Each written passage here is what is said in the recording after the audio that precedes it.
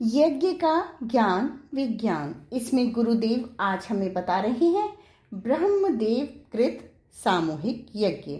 इसमें गुरुदेव हमें बता रहे हैं कि जब ब्रह्मा जी ने संपूर्ण सकल चराचर जगत के कल्याण के लिए यज्ञ किया था, महायज्ञ किया था, तो सबने उसमें स्वेच्छा से अपना अपना यथोचित सहयोग प्रदान किया था। स्वयं च वरुणो रत्नम दक्षश्चान्नम स्वयं ददौ।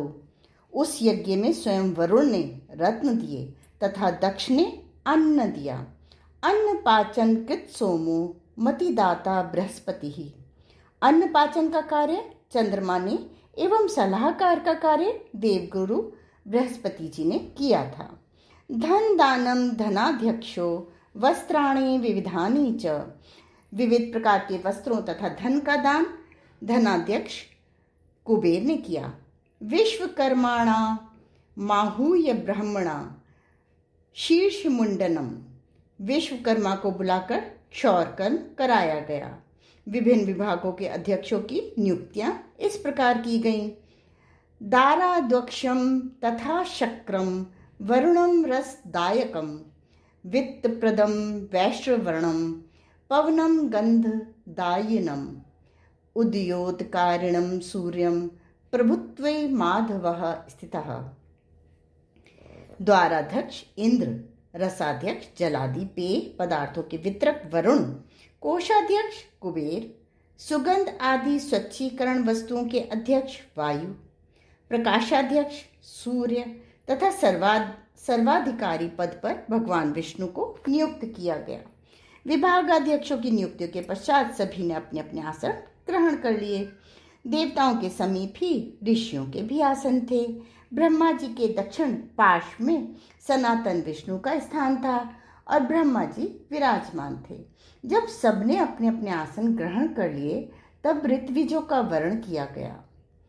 ब्रह्मणा पूजिताः सर्वे प्रणिपात पुरः सरम अनुग्रहमो भविद्भस्तु सर्वैरस्मिन् कृताविह।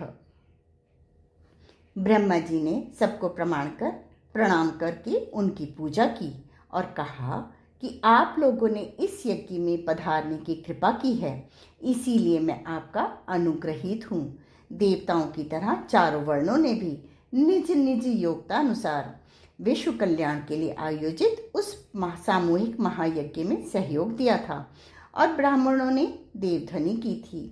क्षत्रियों ने सायुध स्थित होकर प्रतिरक्षा के उत्तरदायित्व को निभाया था। वैश्यों ने विविध प्रकार के सरस व्यंजन आदि के माध्यम से अपना सहयोग दिया। वैश्यों द्वारा कृत कार्य तो इतना अपूर्व और प्रागदृष्ट था कि सृष्टिकर्ता ब्रह्मा जी ने प्रसन्न होकर उनका नामकरण ही प्रागवाट कर दिया। अश्रुतम प्रागदृष्टम च दृष्टवा तुष्टः प्रजापतिः प्रागवाटेति ददौ नाम वैश्यानाम सृष्टिकृदिभुः। शूद्र वर्ण ने भी आवश्यक सहयोग देकर अन्य वर्णों के समान पुण्य फल प्राप्त किया था।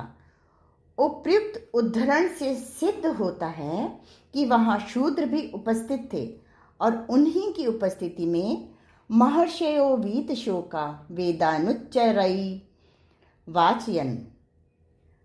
वीत शोक महर्षियों ने वेदों को उच्च स्वर में पढ़ा और वह उच्च स्वर भी इतना अधिक शक्ति संपन्न था कि उसका प्रसारण तीनों लोकों में हो गया। तीनों लोकों में स्वर का प्रसारण आलंकारिक हो सकता है, किंतु इसमें कोई आलंकारिकता दृष्टिगोचर नहीं होती कि वेद मंत्रों का उच्चारण उच्च स्वर में किया गया। ब्रह्म घोषेण ते विप्रा नादयंत स्त्रीविष्टपम। विश्व कल्याण की भावना से अभिप्रेरित होकर अन्य वर्णों की तरह ही द्विजेतर जातियों ने भी अपना अपना सहयोग दिया था। द्विजेतर जातियों की उपस्थिति में मंत्रोच्चारण की परंपरा प्रातः स्मरणीय ऋषि महर्षियों द्वारा ही स्थापित की हुई है। यह गायत्री परिवार का कोई अभिनव प्रयोग नहीं है। यह परंपरा तो ऋषि मुनियों द्वारा स्थापित होने के कारण शास्त्रीय है और शास्त्रीय होने के कारण ग्राह्य भी है। ब्रह्मा जी के द्वारा कृत उस महायज्ञ का कार्य प्रारंभ होने की वेला सन्निकट आ गई। किंतु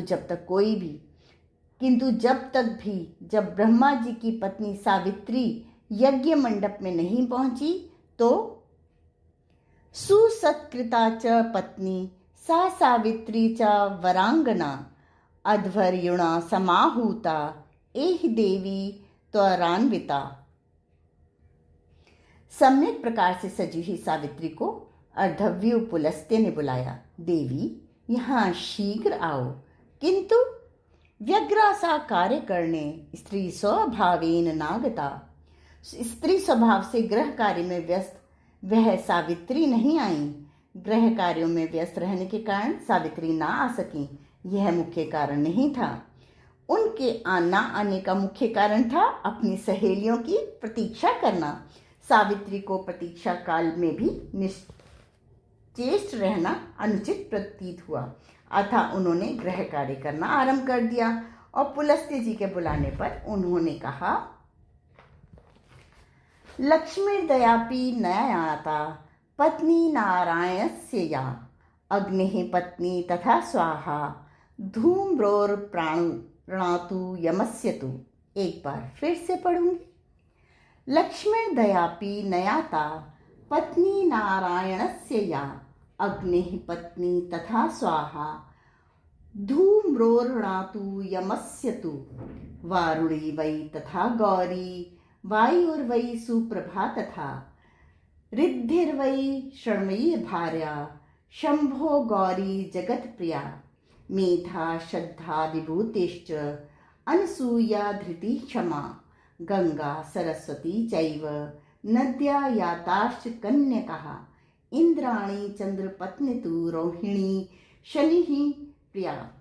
अरुंधति वसिष्ठस्य सप्तऋषिणा च याः स्त्रिया अनुसूया त्रिपत्नी च तथान्या प्रमदा इह। वध्वो दुहितरश्चैव सख्यो भगिनी कास्थता नहमे काकिनी यास्ये यावयां तिताः स्त्रियः।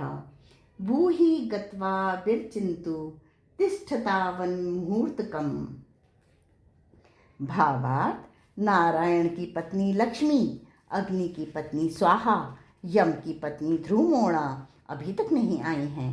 वारुणी, गौरी, सुप्रभा, रिद्धि, वैष्णवी, मेधा, श्रद्धा, विभूति, अनसूया, धृति, क्षमा, गंगा और सरस्वती भी अभी तक नहीं आई।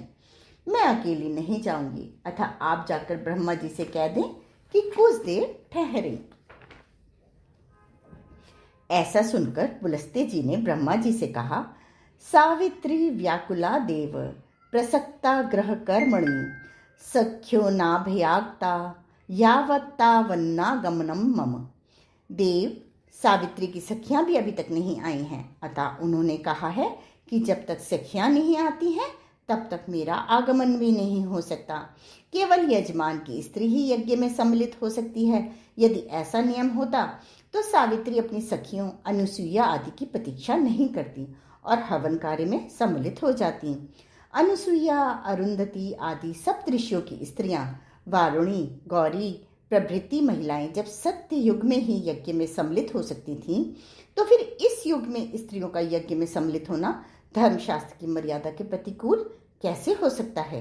स्त्रियों को वेदाधिकार से वंचित रखना वेद विरुद्ध है, ऋषि मुनियों द्वारा स्थापित परंपरा के विरुद्ध है।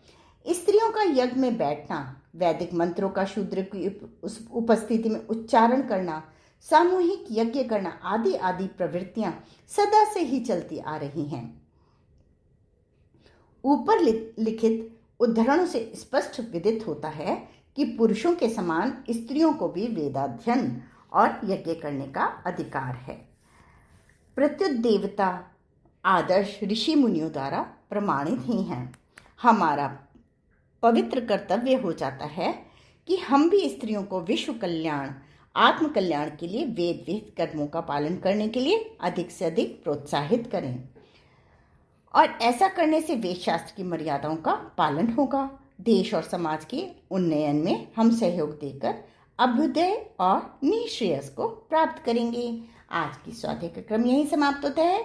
अगले क्रम में गुरुदेव हमें बताएंगे हवन संबंधी कुछ आवश्यक बातें। धन्यवाद।